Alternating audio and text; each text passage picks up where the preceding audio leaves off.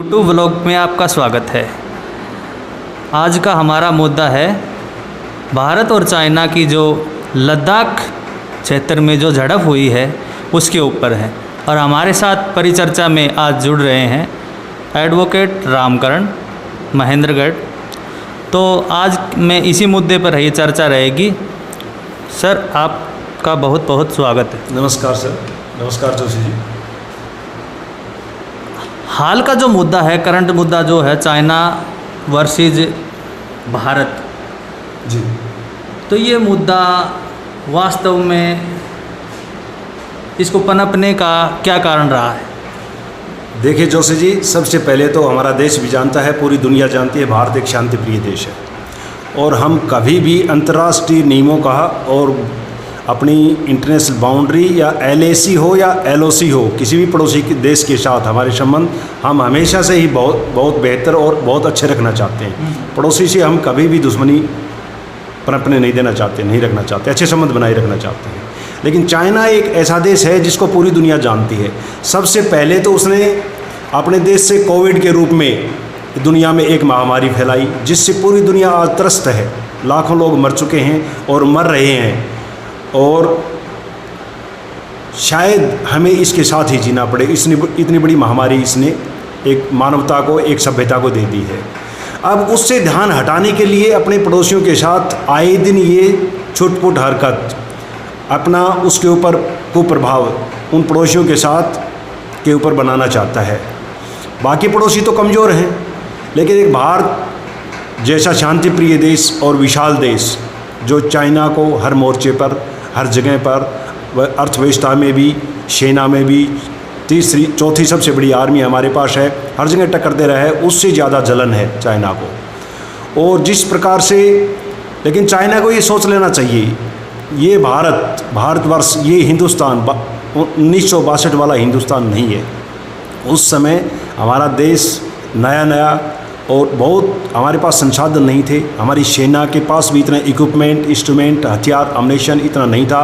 हम नए आज़ाद हुए थे, हमारे ऊपर हमारी पब्लिक की जिम्मेवारी बहुत थी और इतने संसाधन नहीं थे बनस्पत की अपेक्षा करें चाइना के। लेकिन आज हम हर क्षेत्र में, हर जगह एक विकासशील देश हैं और एक विकसित होने की तरफ बढ़ते हुए हमारे कदम हैं। आप एक लीगल फील्ड से संबंध रखते हो, तो आप इस इशू को किस तरह देखते हो? ये जो लड़ाई है, ये जो झगड़े हैं, आए दिन कभी न कभी जो LAC है, जो भारत के साथ लगता हुआ बॉर्डर है, वो झगड़े होते आए हैं। तो ये डिस्प्यूट कैसे सॉल्व हो और आप इस मुद्दे के ऊपर क्या कहना चाहेंगे? सॉल्व कैसे होगा?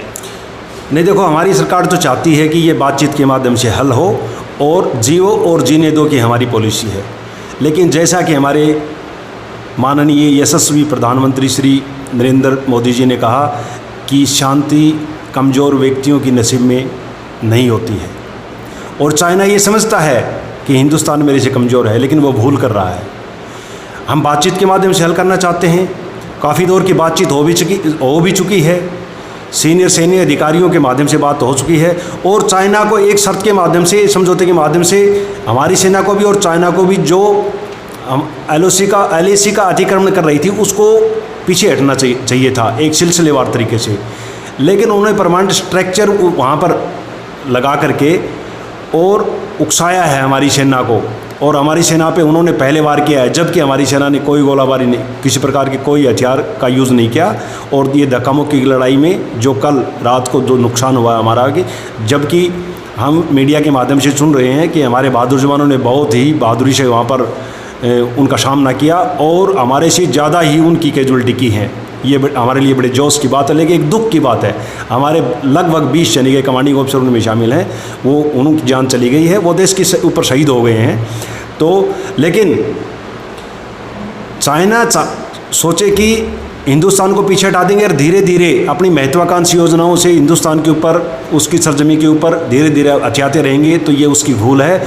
और हमारी सरकार, हमारा देश सरकार से अपील करना चाहता है, पब्लिक अपील करना चाहती है, और मैं भी आपके चैनल के माध्यम से बताना चाहता हूं हमारे प्रधानमंत्री जी को, हमारे सरकार को, एक कदम भी पीछे नहीं हटना है। तन मन और धन से 135 करोड़ हिंदुस्तानी प्रधानमंत्री नरेंद्र मोदी और हमारी सेना जो फ्रंटियर के ऊपर लड़ रही है उसके साथ है। और जब ज़रूरत पड़ेगी हम कभी भी पीछे नहीं हटेंगे और 1 इंच भी ज़मीन हमारे देश की जाने नहीं देंगे। और यहाँ तक कि जो 1962 में हमारी ज़मीन ले ली थी काराकोरम सियाचिन के अंदर और वहाँ पर अक्साई चीन के अंदर और कुछ अरुणाचल में भी थोड़ा बहुत इन्होंने कामयाब उस समय पर हो गए थे, उनकी खुशकिस्मती थी ये। और वो भी हम मौका मिलते ही अपनी ज़मीन वापस लेकर रहेंगे, ये हमारा वादा है और हमारी अपील है हमारी सरकार से। जी बिल्कुल। रामकांत जी, मैं आपसे एक सवाल और पूछना चाहूँगा, ये जो झड़प है, ये जो लड़ाइयाँ हैं, कहीं न कहीं भारत जो बॉर्डर पे अपना विकास कर रहा है, सड़कें बना रहा है, राजमार्ग जो भी बना रहा है, जहाँ आवागमन हो सके, तो उस विकास से बौखलाया हुआ चीन तब कर रहा है, क्या कहेंगे? जब चीन अपने इलाके में अपनी सरहद के ऊपर और वो भी लूटी हुई खसूटी हुई ज़मीन के ऊपर इतना भारी इंफ्रास्ट्रक्चर, इतना पक्का डिफेंस, एयरपोर्ट, ट्रेनिंग सेंटर उनके पीएलए के वहाँ पर इस्टेब्लिश कर रहा है और भारत अपनी ओर से अपनी सेना के लिए, अपने वहाँ पर सिविलियन रहते उनकी सुविधा के लिए जब रास्ते बनाना चाहता है, जब सेवाएं देना चाहता है, इंफ्रास्ट्रक्चर बनाना चाहता है, अपना डिफेंस तैयार करना चाहता है, चाइना को क्यों तकलीफ़ है? हमें अपना हक है, हम एक सार्वभौमिक देश हैं, हम भी अपनी रक्षा के लिए स्वतंत्र हैं, कुछ भी करें और करेंगे और करना पड़े। ये पिछली सरकार जो हमारी रही, हो सकता है क्या मजबूरी रही होंगी, मुझे नहीं पता है, पहले ही कर लेना चाहिए था, 62 से पहले ही हमें ये चीज़ कर लेनी चाहिए थी, पक्का डिफेंस कर लेना चाहिए था। अब हमारे प्रधानमंत्री ने ये पहल की है, चाइना को चुभ रही है ये बात, लेकिन बेशक चुभे, ये हमारे देश को करना ही चाहिए और भी मजबूत करना चाहिए और अच्छे रोड, अच्छी सुविधाएं वहाँ पर देनी चाहिए ताकि ज़रूरत पड़ने पर हमारी सेना तुरंत पहुँच जाए। बिल्कुल बिल्कुल, आपका कहना बिल्कुल जायज़ है। एक सवाल और रह के सभी जनता के मन में उमड़ता है, क्या ये उचित समय है चाइना की गोलियों का जवाब अपने बटुए, अपने परस से दिया जाए? क्या कहेंगे इस मुद्दे पर, बाइकआउट चाइना प्रोडक्ट? वैसे तो देखो, अंतर्राष्ट्रीय समझौता है, वर्ल्ड ट्रेड ऑर्गेनाइजेशन के माध्यम से कोई भी देश एक दूसरे देश के अंदर अपना सामान बेच सकता है और एजेंटों के माध्यम से, कंपनी के माध्यम से खरीद सकता है, बेच सकता है, ये ओपन मार्केटिंग सिस्टम है।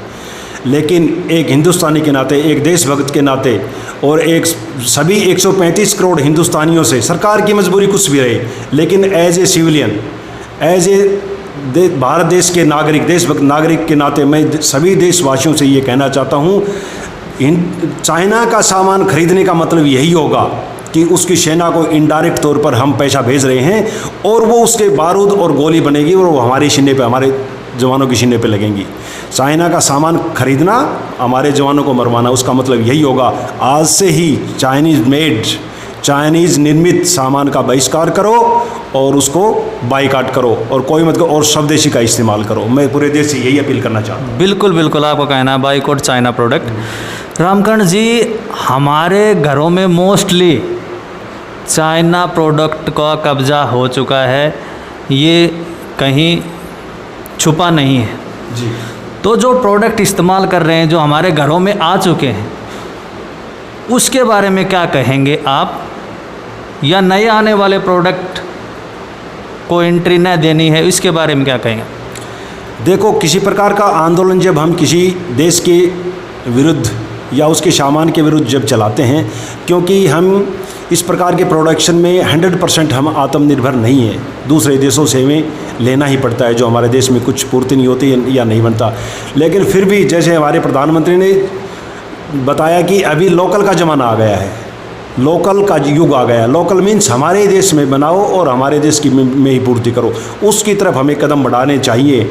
और एकदम नहीं, स्टेप वाइज हम आगे बढ़ सकते हैं, धीरे धीरे बहिष्कार कर सकते हैं, लेकिन आज से इस चीज़ की गांठ बांध लेनी चाहिए कि हमारे देश का इस्तेमाल करेंगे और हमारे घरों के अंदर है उसको, क्योंकि अपनी पेमेंट कर दी है, उसका जहाँ तक हो सके उसका इस्तेमाल करो, आगे से नया खरीदना बंद करो और आगे से हमारी एजेंसियों को और हमारे दुकानदारों को और हमारे व्यापारियों को भी ये होना चाहिए कि आगे से नया सामान चाइना का मत लाओ और जो है उसका यूज करो, क्योंकि पैसे लगेंगे, वो तो फेंक तो नहीं सकते हैं। सभी घर में कोई न कोई प्रोडक्ट होगा ही, शायद इस्तेमाल करें एज ए नागरिक, मेरे घर में भी हो सकता है कोई, लेकिन आज से जब हम बहिष्कार करें, कदम आगे लेंगे, उसी दिन से स्टार्ट तो होगी ना, इसलिए करना चाहिए बहिष्कार हमें। रामकर्ण जी, एक सवाल और है, हमारी लोकल मार्केट से लेकर चलें तो ऐसा माहौल आगे हमारी मार्केट में देखने को मिलेगा कि एक तरफ में स्टिकर चिपकाए हुए चाइना प्रोडक्ट और एक तरफ होंगे मेड इन इंडिया या कंट्री मेड प्रोडक्ट, ऐसा माहौल हमारी लोकल मार्केट में देखने को मिलेगा? देखो, आप गहराई से देखेंगे तो चाइनीज़ प्रोडक्ट आपको सभी अंतर्राष्ट्रीय सभी देशों के प्रोडक्ट के बीच में अलग ही नज़र आएगा।